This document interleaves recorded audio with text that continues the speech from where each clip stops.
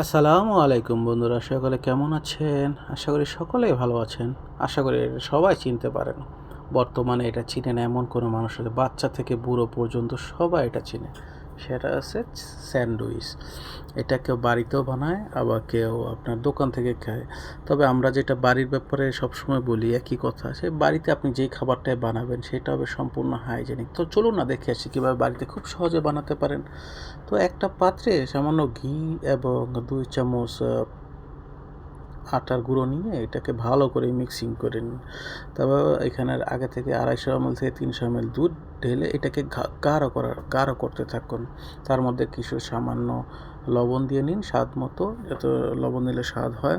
তারপরে সেখানে মিক্সিং করুন আপনার 2 টেবিল চামচ চিনি, 2 থেকে 3 টেবিল চামচ চিনি এবং সামান্য পরিমাণ গোলমরিচের গুঁড়ো। এটা একটা হোয়াইট সসের মতো কাজ করবে।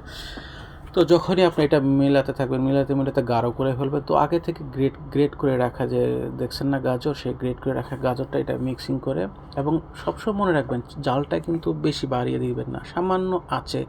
যখন দেখবেন যে আপনার পোরটা শক্ত হয়ে গিয়েছে, মানে প্রায় জমে গিয়েছে, তখনই আপনি সেটা নামিয়ে নিন এবং আপনার বাড়িতে থাকা যে রুটিগুলো আছে, পাউরুটিগুলো আছে, সেগুলো দিতে পারেন।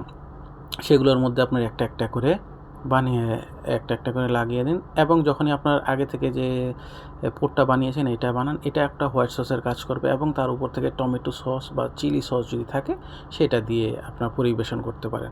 এটা মনে রাখবেন, এটা বাচ্চা থেকে বুড়ো এবং মহিলা সবাই আছে, সবাই এটা খেতে পছন্দ করে। তো ফ্রি সময় আপনারা বানিয়ে নিন এবং পরিবার সময় উপভোগ করুন। ধন্যবাদ।